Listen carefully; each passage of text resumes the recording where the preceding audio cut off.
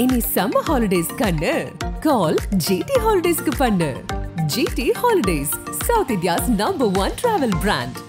Sir Vijay Antony சமீப காலமாக ஒரு பெரிய துயரத்துலேருந்து மீண்டு வந்துகிட்டு இருக்காரு. ஆனால் சமீப கால விழாக்களில் விஜய் ஆண்டனி இவ்வளோ பெரிய மாற்றமானு தெரியறதுக்கு காரணம் என்னென்னா, அவரை நான் முதல்ல சந்தித்து வந்து சூளைமேடு கில் நகர் பார்க்கு கிட்ட ஒரு ஸ்டுடியோ ஒன்று வச்சுருந்தார். அப்போ அந்த சுக்ரன் படம்லாம் பண்ணி முடிச்சுட்டு போனப்போ பார்த்தீங்கன்னா ரொம்ப நான் 10 வார்த்தையில் கேள்வி கேட்டால் ஒரே வார்த்தையில் முடித்த அந்த பதிலை.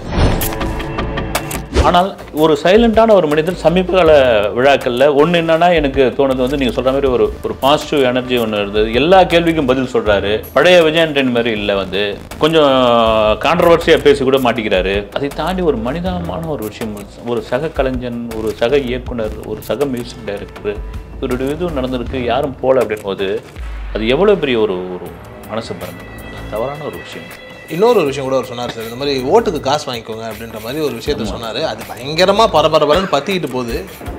தவிர்க்கணும் தான். ஒருவேளை ரொம்ப வறுமையிலையும் பசியிலையும் இருக்கீங்க, அடுத்த வேலை பசங்களுக்கு சோறு இல்லை, ஃபீஸ் கட்ட முடியலன்ன போது நீங்கள் அந்த காசை வாங்கிக்கிங்க. ஆனால் ஓட்டு மட்டும் போடும்போது நீங்கள் கொடுத்தவனுக்கு போடணும்னு நினைக்காதீங்க, நல்லவனுக்கு போடுங்க. திருப்பி தவறு பண்ணுற ஒரே மனுஷனுக்கு தொடர்ந்து போடணுன்ற அவசியம் இல்லை. உங்கள் பணம் உங்ககிட்ட வருதுன்னு நினச்சிக்கோங்க, ஆனால் ஓட்டை மட்டும் யோசித்து சரியான மனுஷனுக்கு போடுங்க. ஏன் சமீப காலமாக விஜய் ஆண்டனி ஒரு பரபரப்புக்குள்ளேயே தன்னை வச்சிருக்கணும், பரபரப்பாக பேசணும்னு ஏன் அந்த மாதிரி ஒரு மைண்ட் செட்டுக்கு வந்தாருன்னு தெரியல. ஒரு ப்ரெஸ் மீட் வந்தால் கூட ஒரு செலக்டிவான கேள்விக்கு தான் இதுக்கு முன்னாடிலாம் பதில் சொல்லுவார். இப்போ யார் வேணாலும் கேளுங்க என்றாலும் அப்படி டோட்டலாகவே வேறு மாதிரி மாறி இருக்காரு. கேள்வி கேட்டவங்களே எதிர் கேள்வி கேட்கறது.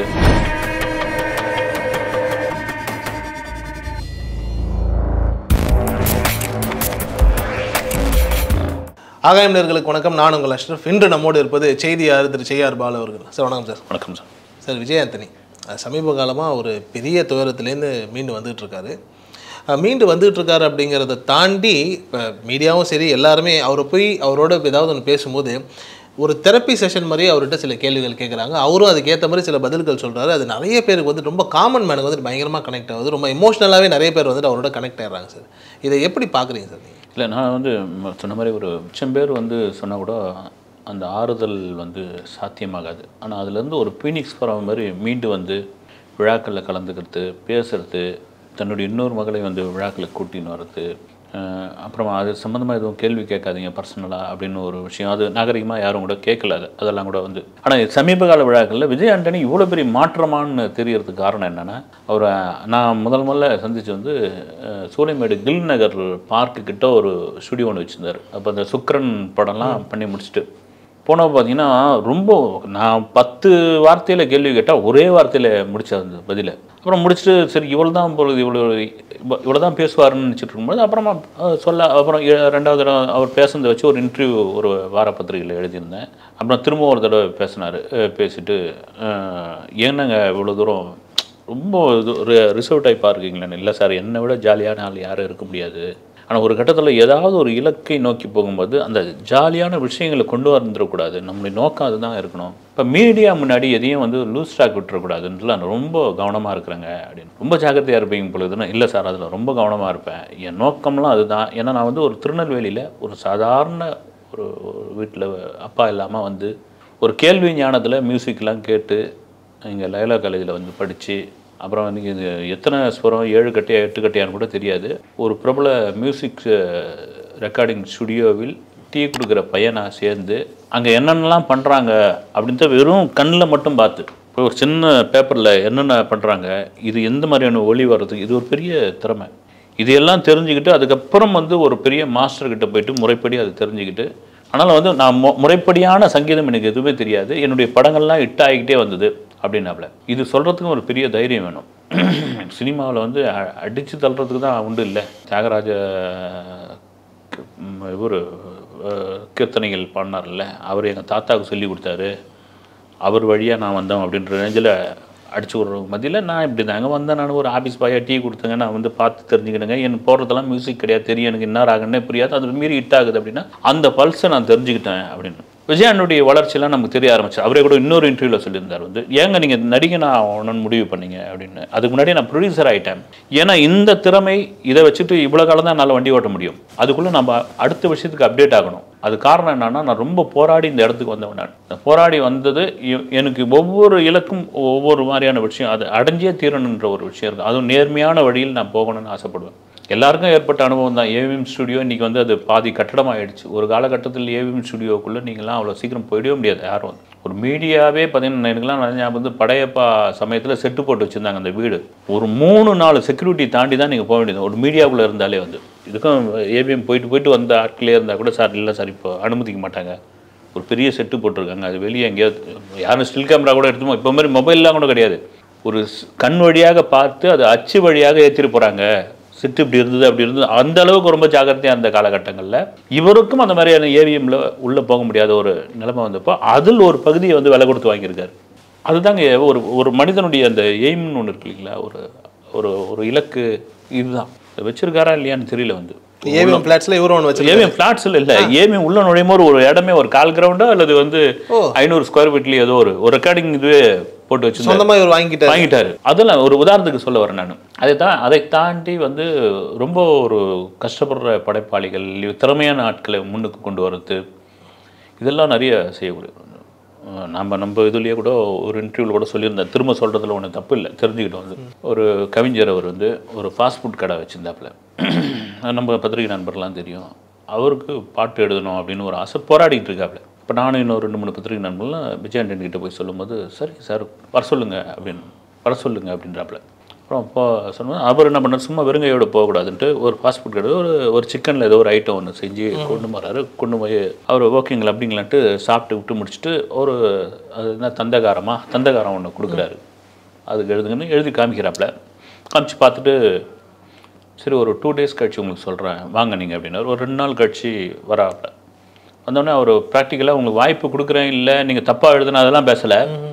அப்புறம் ஹோட்டல் வச்சுருந்தீங்களே எப்படி சார் போகுது, எப்படி போகுதுங்க தம்பி, எதாக இருக்குது, எவ்வளோ அளவில் வச்சுருக்கீங்க, இது உங்களுக்கு வருமானம் போதுமா, அதெல்லாம் கேட்டுட்டு ஓகே டி நகர் மாதிரியான ஏரியாவில் ஒரு 3000-4000 ஸ்கொயர் ஃபீட்டில் ஏதாவது இடம் இருந்தால் பாருங்கள், ஒரு ரெஸ்டாரண்ட் உங்களுக்கு வச்சு தரேன், ஒர்க்கிங் பார்ட்னராக உங்களுக்கு இது பண்ணுறேன். இதில் அவர் வந்து தவறாக நம்ம சொல்ல வரல. என்னென்னா அவர் என்ன சொல்கிறாரு, இந்த ஒரு திறமை மட்டும் அவருக்கு போதாது, அது கொஞ்சம் இன்னும் நிறைய வளர்த்துக்கணும். இதை விட தாத்தாலாம் பாட்டு எடுத்துக்கிறதுக்கு ரெடியாக இருக்கிறாங்க, அவங்களுக்கு வாய்ப்பு இல்லாமல் இருக்காங்க. அதே சமயம் இவருக்கு வந்து சமையல் செய்கிறதுல நல்ல ஒரு கலை இருக்குது. சாப்பிட்டு கண்டுபிடிச்சாச்சு. இவர் வேறு வழியில் லிப் பண்ணுவோம் நம்ம அப்படின்னு. அப்புறம் அவர் இது பண்ணல, அவர் கிளம்பிட்டார். இவர் திரும்ப போய் ஒரு முறை தானே ஒரு வாய்ப்பு கொடுக்க முடியும். இதுக்கு ஒரு உதாரணமாக சொல்கிறேன். இப்படியாப்பட்ட ஒரு நபர் அப்புறமா அந்த மகளுக்கு ஏற்பட்டது, அதுக்கப்புறம் அந்த இது இன்னொரு சம்பவம் கூட நம்ம சொல்லணும்.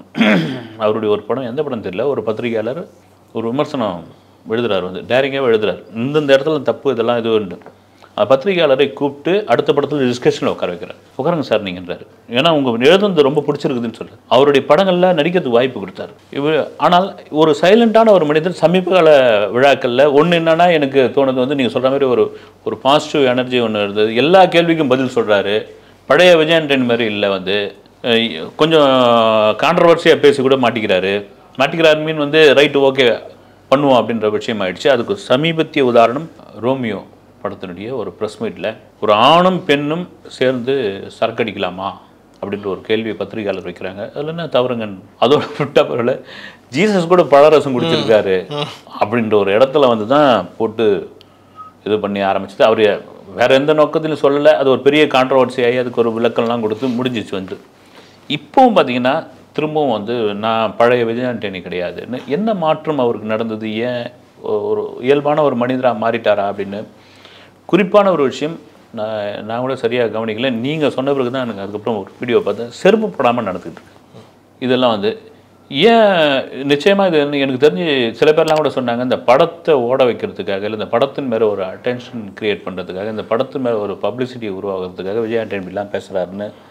எனக்கு அப்படியேப்பட்ட ஒரு நபர் கிடையாது. அது அப்போ ஆரம்பத்திலே பண்ணியிருக்கலாமே. அவர் வந்து ஒரு சுக்கரனில் ஆரம்பித்து ஒவ்வொரு படமாக, காதலில் விழுந்து இன்னொரு படமெல்லாம் பார்த்தீங்கன்னா பாட்டெல்லாம் சூப்பர் ஹிட். சன் பிக்சர்ஸ் முதல் படம் வந்து இந்த நாக்குமுக்கா ஆமாம், இதெல்லாம் அப்பயே பண்ணியிருக்கலாமே அப்படின்னு.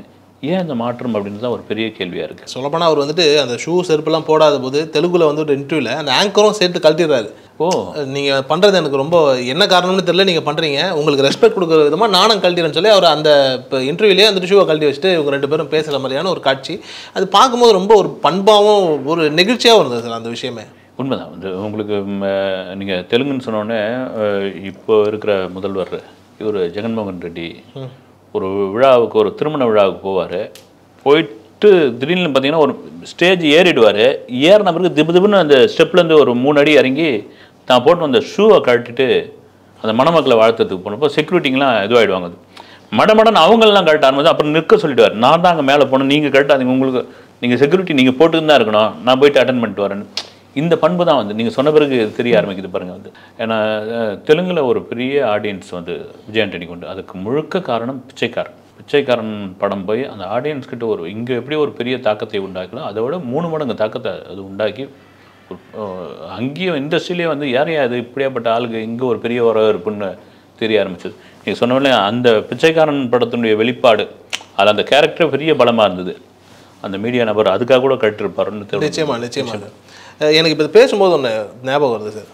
கொஞ்சம் வருஷத்துக்கு முன்னாடி சசிகுமாரனுடைய உறவினர் அசோக் குமார் இல்லையா, அவர் வந்துட்டு ஒரு நபர் அதாவது வந்துட்டு ஒரு பணம் பட்டுவாடா காசு பண்ண விஷயத்தினால வந்துட்டு அவர் வந்துட்டு ஒரு நெருடல் ஏற்படுது, தற்கொலை பண்ணிக்கிறாரு. அப்போ வந்துட்டு விஜய் ஆண்டனி அவர்கள் வந்து யார் சம்மந்தப்பட்டாரோ அவருக்காக வந்துட்டு ஒரு ஆதரவாக பேசினார். அதாவது இவரை நீங்கள் வந்துட்டு இந்த சம்பவத்தில் நீங்கள் பேசுகிறீங்க, என்னிடம் ஒரு நல்லவராக தான் இருந்திருக்கிறாருன்னு ஒரு ஸ்டேட்மெண்ட் ஒன்று சொல்லுவார். ஆனால் அந்த டைமில் வந்துட்டு கருப்பழனியப்பன் வந்து பயங்கரமாக கொதிச்சு வந்துட்டு அவர் சொன்னார், உங்களுக்கு இந்த மாதிரி ஒரு நிலைமை வந்தாதுன்ற மாதிரியான ஒரு விஷயத்த ரொம்ப சுகர் கோட்டிங்காக பேசினார்.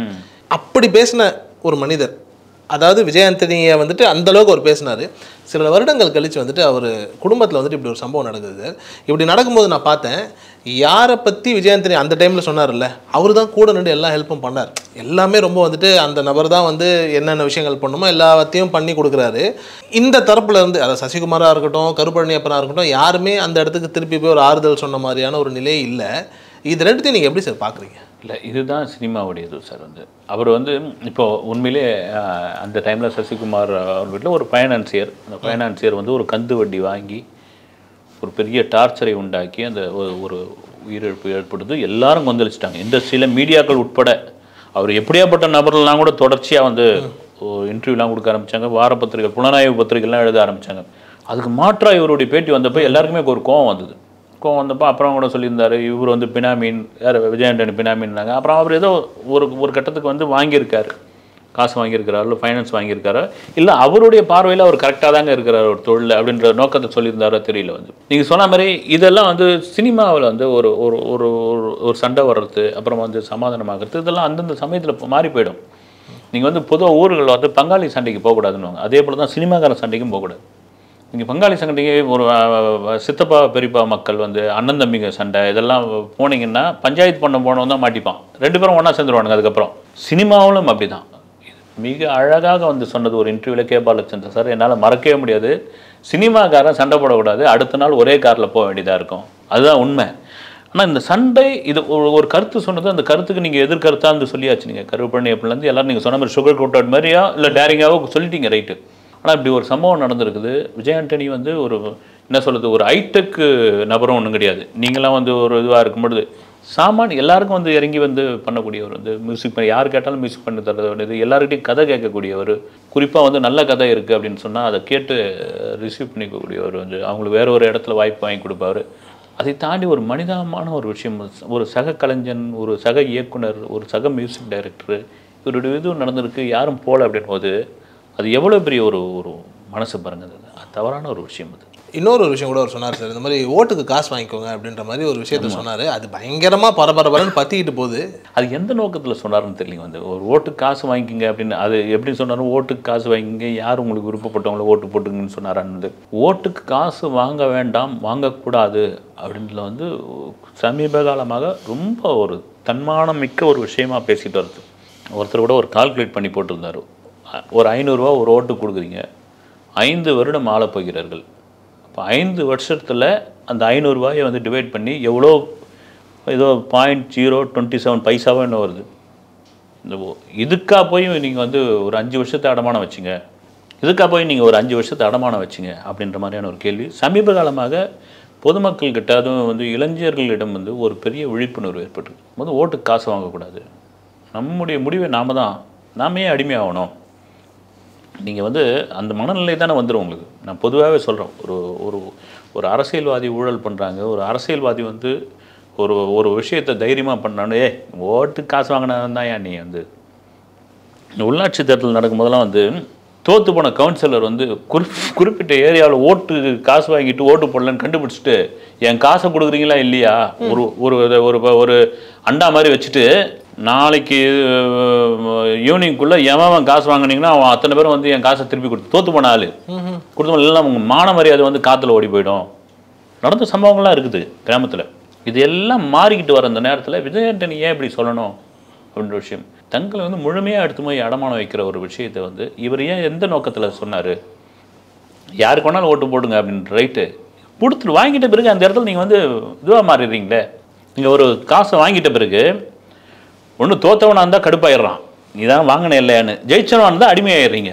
இவர் எந்த நோக்கத்தில் முழுமையாக அதனுடைய இது தெரியல. அதுவும் தேர்தல் சமயத்தில் ஏன் சொல்கிறாரு, ஏன் சமீப காலமாக விஜய் ஆண்டனி ஒரு பரபரப்புக்குள்ளேயே தன்னை வச்சிருக்கணும், பரபரப்பாக பேசணும்னு ஏன் அந்த மாதிரி ஒரு மைண்ட் செட்டுக்கு வந்தாருன்னு தெரியல. ஒரு ப்ரெஸ் மீட் வந்தால் கூட ஒரு செலக்டிவான கேள்விக்கு தான் இதுக்கு முன்னாடிலாம் பதில் சொல்லுவார். இப்போ யார் வேணாலும் கேளுங்க என்றாலும் அப்படி டோட்டலாகவே வேறு மாதிரி மாறி இருக்காரு. கேள்வி கேட்டவங்களே எதிர் கேள்வி கேட்குறது. அதுக்கப்புறம் ஓகே ஜோவிலாக இருக்குது. சந்தானம் மாதிரி தான் பேசிகிட்டு இருக்காரு அவர் வந்து ப்ரெஸ் மீட். அவரும் சந்தானம் அவர் மாதிரி தான் யார் கலாய்க்கிறாங்களோ கேள்வியில் அவனை திருப்பி கலாய்ப்பார் வந்து. இது எல்லாம் தாண்டி இப்போ எலெக்ஷன் நேரத்தில் இது முக்கியமாக வந்து இந்தியா முழுக்கவே வந்து ஒரு பல அமைப்புகள் தயவுசெய்து ஓட்டுக்கு காசு வாங்காதீங்கன்னு சமீபத்தில் கூட வந்து பார்த்திங்கன்னா இப்போ ஒரு படம் பார்த்தேன் வந்து சமீபத்தில் ஒரு படம் பார்த்தேன் உன்னை எறிந்தால் அப்படின்னு ஒரு படம் வந்து ஒரு அம்மா அந்த படத்தில் ஒரு பிரமாதமான ஒரு சீன் வச்சுருப்பாங்க. படமே ஒரு இதாக இருக்குது. ஒரு மாற்றுத்திறனாளி அந்த மாற்றுத்திறனாளிகிட்ட ஓட்டுக்கு காசு கொடுக்க வராங்க. வேணாங்கன்றார். என் 2 குழந்தைங்க இருக்குது, எனக்கு உங்கள் காசு எங்களுக்கு வேணாங்கன்றார். இல்லை வச்சுங்க, இல்லை எனக்கு தன்மானமும் இருக்குது, இந்த காசை வாங்கி நான் பிழைக்கணும்னு அவசியம் கிடையாது, நான் என் ஓட்டை நான் யாருக்கு போடணுமோ போட்டுடுறேன், நீங்கள் வச்சுங்க ஏன்னு சொல்கிற இடத்துல தேட்டரை கிளாப்ஸ் பண்ணுது. தேட்டரில் பெரிய கூட்டம் கூட கிடையாது. அந்த படம் ஏன் இப்படியாப்பட்ட ஒரு சூழ்நிலையில் ஓட்டுக்கு காசு வாங்குங்கன்னு சொல்கிறது ஏன் விஜய் ஆண்டனிக்கு என்ன ஆச்சு ஏன் அப்படின்ற ஒரு கேள்வி தான் வருது. அது இந்த டைமில் அதை சொல்லியிருக்கக்கூடாது. அதுக்கு நீங்கள் என்ன தான் 1000 விளக்கமான ஒரு பதில் சொன்னால் கூட தவறான ஒரு விஷயம் தான். சார் விஜய் ஆண்டனி அப்படின்னாலே நெகட்டிவ் டைட்டில்ஸ் தான். சைத்தான், காளி, பிச்சைக்காரன், இந்தியா, பாகிஸ்தான் இப்படின்னு தான் ஒரு டைட்டில் வச்சுக்கிட்டு இருந்த மனிதர் இந்த படத்துக்கு ரோமியோ ஜூலியட்னு வச்சுருக்காருன்னும் போது இது இந்த மாற்றத்தை நம்ம எப்படி பார்த்துக்கிறது? இல்லை, அதுக்கு நிறைய விமர்சனங்கள்லாம் கூட வந்தது. அது சென்டிமெண்ட் உள்ளவர்களுக்கு இல்லாதவர்களுக்கு இந்த மாதிரி விஷயங்கள் தமிழ் சினிமாவில் காலகாலமாகவே இருக்குது. வந்து தீன்னு ஒரு படம் ரஜினிக்கு வச்சு ஒரு தீ விபத்து ஏற்பட்டு 2 குதிரை உட்பட சில பேர்லாம் ஒரு 2 பேர்லாம் கூட காயமாகி ஒரு 2 குதிரை கூட இறந்து போனது உண்டு. பத்ரகாளின்னு ஒரு டைட்டில் வச்சு அந்த கதாநாயகி விபத்தில் இறந்து போன சம்பவங்கள் உண்டு. கொஞ்சம் இந்த மாதிரியான நெகட்டிவிட்டி டைட்டில் ஏன் இவ்வளோ ஏங்க வந்து ஒரு சமீபத்தில் வந்து மார்க் ஆண்டனி பட சமயத்தில் ஒரு ப்ரொமோஷனுக்கு விஷால் பேசியிருந்தார். ஒரு கருப்பண்ணசாமி சிலை செட்டு போட்டு அந்த செட்டு போட்டதுலேருந்து பார்த்திங்கன்னா அவ்வளோ ப்ராப்ளங்கள் நாங்கள் அனுபவித்தோம். நான் என்ன சொல்கிறேன்னா இந்த நம்பிக்கை உள்ளவர்களுக்கு இல்லாதவருக்கான பிரச்சனை. அவ்வளோ ப்ராப்ளத்தை அனுபவித்தோம். ஷூட்டிங்கே எங்களால் நடத்தவே முடியல. ஏதாவது ஒரு ப்ராப்ளம், ஒரு சின்ன ஒரு ரத்த காயம் ஏற்பட்டுக்கிட்டே இருக்கும். அப்புறமா தான் எனக்கே தோணுச்சு, ஒரு சிலை செஞ்சீங்க, அது வந்து சுருட்டு சாராயம் வச்சுல கண்ணு திறந்தீங்களா அப்படின்னு கேட்டு அது மாதிரியான ஒரு ஃபங்க்ஷன் நாங்கள் பண்ணோம் அப்படின்னு. இது என்னென்னா திரும்பவும் சொல்கிறது நம்பிக்கை இல்லை. இது போல் தான் வந்து ஒரு நெகட்டிவிட்டியான டைட்டில் இருக்குது பாருங்கள். அது எதிர்மறையான சில இது வந்து என்னை பொறுத்த வரைக்கும் நான் சொல்கிறது. அதுக்கு வந்து அடுத்தடுத்து சில இதுவெல்லாம் அவருக்கு வந்து பிரச்சனைகள் வந்தப்போ இதெல்லாம் கூட மீடியாக்களில் சொல்லப்பட்டது. வந்து ஒரு சமயம் அதை அவர் ஒரு சமயம் மதம் சார்ந்து இல்லை இதுவாக கூட அது நம்பிக்கை இல்லாமல் கூட இருந்திருக்கலாம், பகுத்தறிவு பேசுகிறா கூட இருந்திருக்கலாம். ஆனால் மாறி இருக்குது அப்படின்பொழுது இந்த மாற்றம் வந்து இந்த கதைக்கு இந்த டைட்டில் தேவைப்படுதா? உண்மையாகவே இனிமேல் அந்த மாதிரி டைட்டில் பாருங்கள், யமன், சைத்தான் இந்த மாதிரி டைட்டில்லாம் ஏன் வைக்கணும்? டைட்டிலுக்கா பஞ்சம் வந்து சார் பீட்ஸான்னு ஒரு டைட்டில் ஒருத்த வைக்கிறான். அந்த படம் ஹிட் ஆகலையா? அந்த டைட்டில் வைக்கும்போது எல்லாரும் திட்டினாங்க, ஏன்னா பீட்ஸான்னு வைக்கிற, செங்கல்பட்டு தாண்டி எவனுக்கு பீட்ஸா தெரியும்? அந்த சமயத்தில் சொன்னாங்க அந்த படம் சூப்பர் டூப்பர் ஹிட். இக்குன்னு ஒரு டைட்டில் வச்சாங்க. அந்த படம் சூப்பராகவே இருந்தது.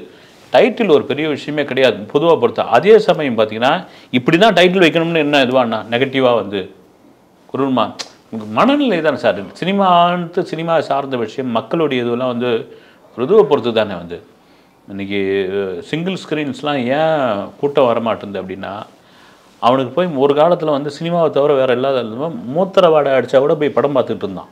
அடிக்கும் உங்களுக்கு ஊர் தேட்டர்லாம் வந்து பார்த்தீங்கன்னா கதவை திறக்காதீங்கப்பா, லேடிஸ்லாம் கற்றுவாங்க வந்து மூணுங்கப்பான்னு. இன்றைக்கி வந்து அப்படி கிடையாது. வந்து நீங்கள் உத்திரமேரூர் பக்கத்தில் மானாமதின்னு ஒரு ஊரில் பிரமாதமான ஒரு தேட்டர் கட்டி வச்சுருக்காங்க. சிங்கிள் ஸ்க்ரீன்ஸ் தான். சுற்று வட்டாரத்துலேருந்து அவ்வளோ பேர் வந்து படம் பார்க்குறேன். என்னென்னா அவ்வளோ நீட்டாக ஏசி போட்டு க்ளீன் பண்ணி ஒவ்வொரு சீட்டை வந்து குஷன் சீட்டோடு உட்கார வச்சுருக்காங்க. இந்த மனநிலையில் தான் டைட்டிலுக்கும் வந்து எதிர்பார்க்குறோம் ஆடியன்ஸ். இப்படி தான் இருக்கணும் அது உண்மையிலேயே அது வந்து ஒரு பின்னடைவு தான். ஒருவேளை விஜய் ஆண்டனி மாறி இருக்காரா இந்த கதைக்கு தேவைப்படுதான்னு தெரியல இந்த ட்ரீட். நிச்சயமா ரொம்ப நன்றி சார் நேரத்தை தகவல். இனி சம்மர் ஹாலிடேஸ் கண்ணு கால் ஜிடி ஹாலிடேஸ்க்கு பண்ணு. GT holidays, south India's number 1 travel brand.